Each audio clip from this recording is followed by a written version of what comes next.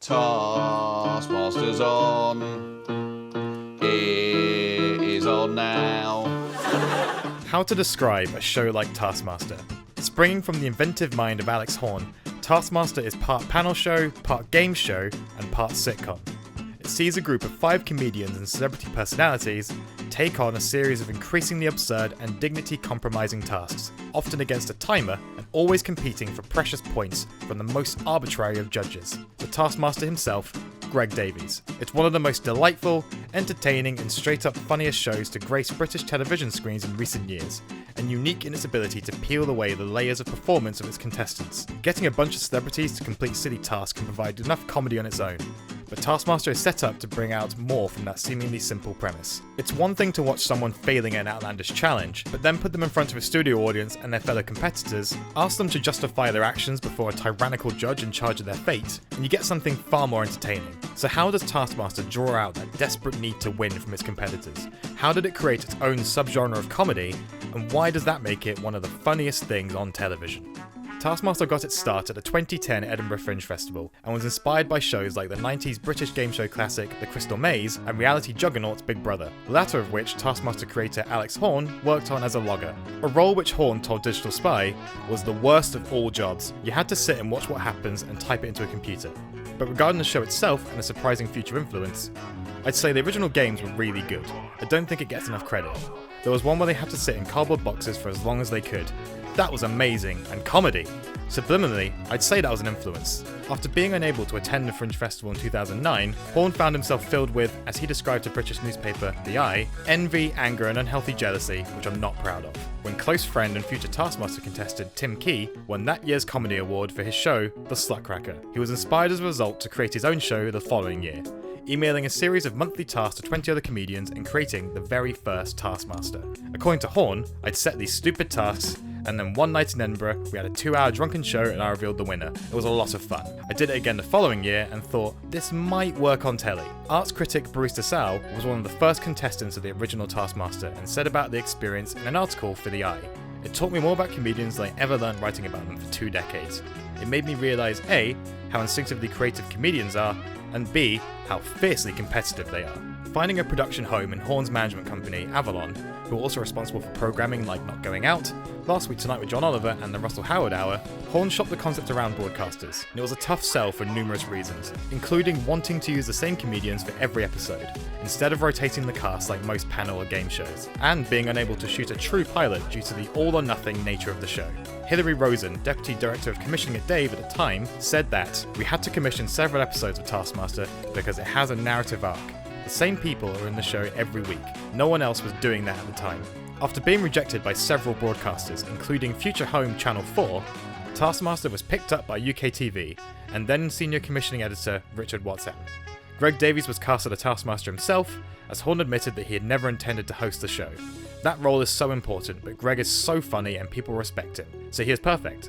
My role as sidekick is to be sneaky, and you can run it from the sides in a really funny way.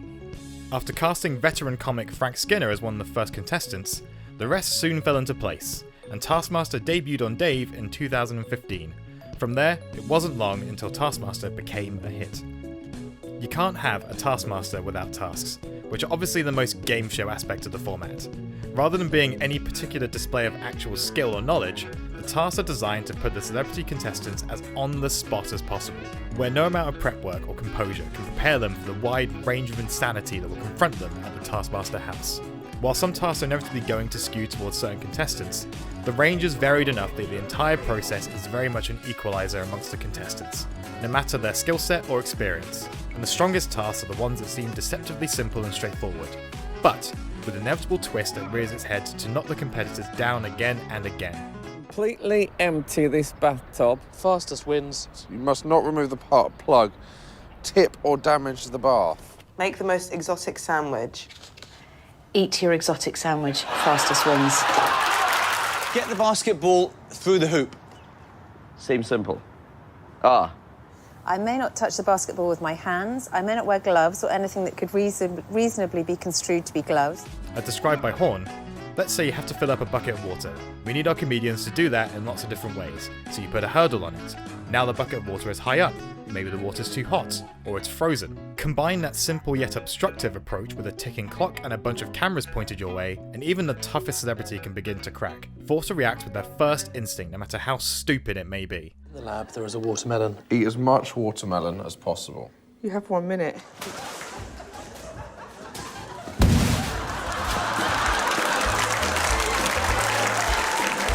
Knowing these terrible ideas are not only being recorded, but they'll be forced to watch it back in front of an audience and be forced to explain themselves to the fellow cast members, you have a recipe for a contestant losing their mind. It makes them endearing, empathizable, providing an insight not only into what someone is thinking, but how they think, through whatever layers of performance they normally put on. These tasks are often set up to be open-ended enough that the contestant can very much dig their own grave and have no one to blame for it but themselves. Say a letter of the alphabet. Put the most things beginning with the letter you just said on this tray. Q. It's a mistake, wasn't it? As described by Horne, it's the best way of writing a joke. You just write an opening line, and then get a better comedian to write the punchline. Of course, this is why the selection of the contestants is so important, as they need to be able to think on their feet and be funny whilst doing it, but they also need to provide a range of results. If everyone did it the same type of right or wrong every time, it'd be a lot less fun. And there's something endlessly endearing about watching the less point-heavy contestants just go for it. A reckless abandon to their approach that contrasts wonderfully with those who actually try and do it properly. And of course, the worse they do, the better it can be for the show. Even if it's just watching David Baddiel or Catherine Parkinson continuously manage to somehow do the objectively wrong thing, and in the process become two of Taskmaster's greatest contestants. In reference to Baddiel's performance, Davies described the show as where their previous hard-earned comedy personas don't necessarily serve them.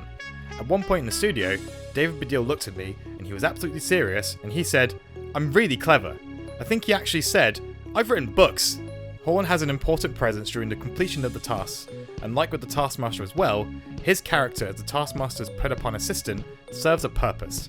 Horne is key to building up their levels of anger and frustration and their emotional investment by extension, even before they reach the studio show, by doing his best to be infuriatingly unhelpful when the contestants are at their most frustrated and at their absolute breaking point. There to push them just over that edge and draw out the most entertaining results. At one point early in production, there was intended to be a reveal, where Horne would demonstrate how the task was supposed to be done. But correctly, Horne and the team realised that the show would be stronger if the tasks have no true, right way to accomplish them. It adds that layer of interpretation to the show, where it makes it infinitely talk-aboutable, making it the kind of game where you spend every task thinking about how you would do it. It ties back to Taskmaster's Crystal Maze inspiration, which Horne described was a show where, as a viewer, you found yourself shouting at the telly, "Do it like this!" That ability to play along is something we've really taken on board. First series contestant Tim Key arguably started the trend of laterally approaching the tasks and looking for loopholes, which also inevitably meant more opportunities for tensions raised and arguments to be made later on. You're going to take 4 juicy points home, you're in second place. I'm going to drop you down to third unless you give £185 to Comic Relief, yes or no? OK, how much to go back up to 1? No way! Shut up! Shut up, Josh! Only adding to the comedy. By the time the contestants reach the studio, thanks to the interpretive and improvisational nature of the tasks, the most objectively accurate method as devised by Horne might not win the entirely subjective points from the Taskmaster, which is a key part of the show's overall charm. And it's this role that really makes it unique from other types of game shows. On the surface, it seems like a simple job. Judge the tasks, award the points, be funny. But the Taskmaster needs to be more than just a judge. He has to be authoritative in a way that makes sure all the contestants are equally small in his eyes, regardless of any seniority in the outside world. It's one of the wonderful consequences of casting someone like Greg Davies, who, as well as being a naturally commanding physical presence, was also famously a schoolteacher before becoming a comedian, and brings that same type of energy to the Taskmaster position, whilst also managing to keep it fun. Just try and pull yourself up by the bootstraps. Give it a go. Really have a go at the show. You're not a bad guy, Nick. Horne described Davies as the Taskmaster. He really enjoys the role and is very natural at it. He's really just reacting as he normally would. He's very good unscripted, and he can swear at you and really mock you, but you'll enjoy it. He somehow combines warmth and harshness really well. The importance and influence of the Taskmaster starts as soon as the contestants first reach the house, where the whole place is designed in such a way as to create this surreal, almost threatening atmosphere. Davies is presented as this unseen, looming figure, with many of the tasks written so as to sound in service of his whims. Buy the best present for the Taskmaster. Here is £20. You have 10 weeks. Make the most accurate and inventive egg timer. The Taskmaster likes his eggs runny, but not too runny. Does he indeed? It puts the contestants on the back foot from the get-go, up against some external presence, and creates a character and a situation for them to bounce off. The Taskmaster's unique presence also has the effect of simultaneously uniting and dividing the contestants. By treating them all with equal disdain and belittling, they are all put on the same level, all desperately trying to please the Taskmaster. And this is where the genius of the format comes into play, as the comedians are encouraged to try and convince Davies that it's their performance that deserves the points, and so it inevitably never takes long until the contestants are at each other's throats, pushing each other down in order to get those precious points. Few shows feature a group of celebrities devolving into full-blown arguments over pedantic wordings and rule meanings. It's been erased. I'm not sure that is a raise. I mean, you could see yours at a mush by your feet. Yeah, but it could no longer function as an eraser. It was no longer an eraser. Mine's just underwater in a pipe. But it's still an eraser. And Davies and Horne naturally do their very best to turn them against each other as much as possible, to fan those flames of competitiveness that makes them so fun to watch. And the more intense that competitiveness gets, the more likely the contestant might end up spelling their own doom. As said by Davies, it depends on how they argue. As soon as they get uppity, I think, nah, you're going last. I like it when real rows start. I know you do. Yeah, and do you know what I'm going to do? Just to pour petrol on the fire, I'm going to put them both last. Oh, that was a great line. It's strikingly unfair, but that's the point, and only makes the emotions of the contestants more intense. It's all friendly competition, but the goal of the Taskmaster role and of his loyal assistant is to get that genuine reaction out of the competitors, that little bit of heated friction between friends that any person watching is intimately familiar with. It's the charm of any multiplayer game with friends, where the rivalry is always good fun, but often at its most fun when the jabs start flying, when the competition gets real and the gloves come off. Taskmaster is built on that kind of energy, and it's such a relatable feeling to watch a contestant like Ed Gamble or Kerry Godliman doing their best to keep that unyielding rage down to a simmer, whilst being continually egged on in that way that only your mates can get away with. Even the prize task that opens each episode serves as an effective way for building that investment from the beginning. As it's the first opportunity in the game's format, the contestants have to impress the Taskmaster face to face, rather than with a pre-recorded task, and a chance for the comedians to get in the Taskmaster's good books for that episode, often with something personal or precious to them, which makes it even more entertaining when Davies strikes down their hopes, and starts sowing the seeds of conflict that give the show its life. A key part of the Taskmaster's role is also the willingness to absolutely crush the competitors' dreams, no matter how hard they've worked or how much Davies respects them outside the show. Some of the show's most iconic moments are born not just from a contestant's failure, but from the absolutely soul-crushing judgments that snatch defeat from the jaws of victory. For example, Joe Wilkinson and Potatogate. Get this potato into the golf hole. You may not touch the red, green. There we go.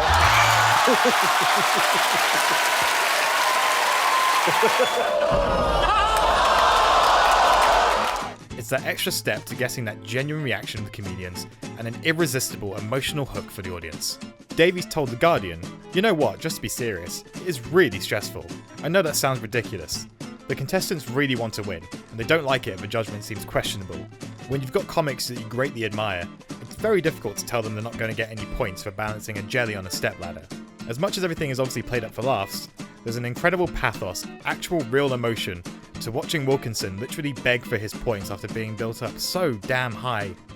Really emotional. I think that's the best thing I've ever done. And then knocked back down so low. Please. Please.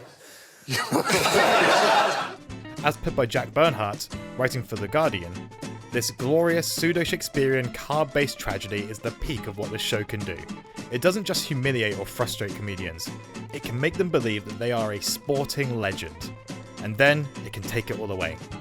And that plays into one of the more interesting elements that makes the show unique, the feeling of an actual narrative at play, achieved by making sure that each series features the same 5 contestants in every episode. It's not just a handful of comedians showing up for a day or two's work. There's an actual journey full of hard work, of high highs and crushing lows. When you watch someone pour so much enthusiasm or genuine effort into an idea, only to watch it fizzle out, end in humiliation or simply get outperformed. It's impossible not to empathise. I'm so genuinely heartbroken by it. I can't even begin to ridicule you. I think it's a crying shame. The engineering, the vision, and then that. I genuinely don't want to talk about it.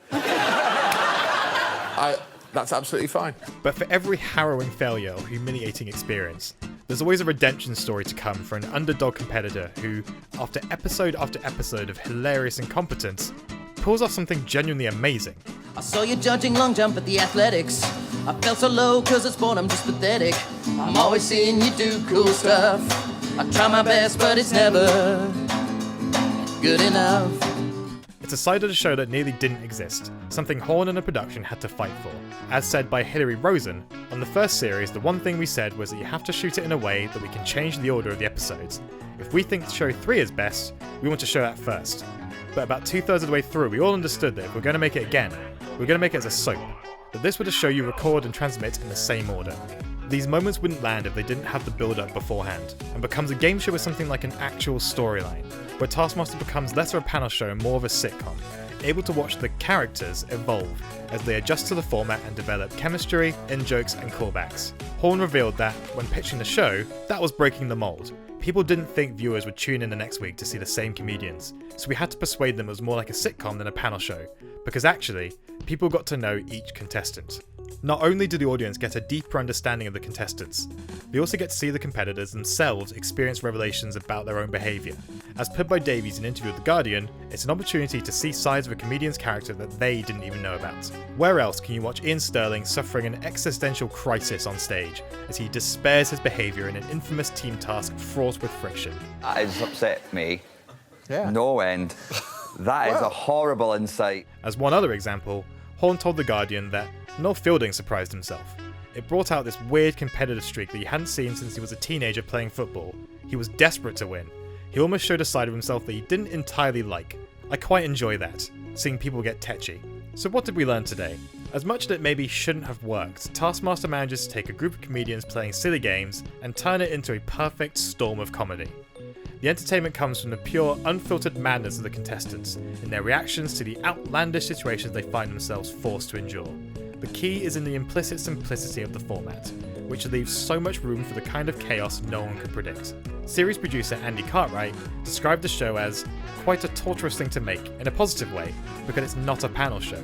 It's more an event, a big smash up of all the people coming together at that one time, relating what they've done in a weird house. And that accurately captures the spirit of what draws people into Taskmaster. A series that takes inspiration from a variety of other genres and becomes much more than just the sum of its parts. It's the wit and banter of a panel show, the physical challenge of a game show, and the characters and the warmth of a sitcom. Thanks for watching. Who's been your favourite contestant to watch break down on Taskmaster? What task would you most love to tackle? And who would you love to see on the show in the future? Comment down below what you think and hit those like and subscribe buttons if you want to keep up to date with what I'm talking about next. Thanks again, and see you later.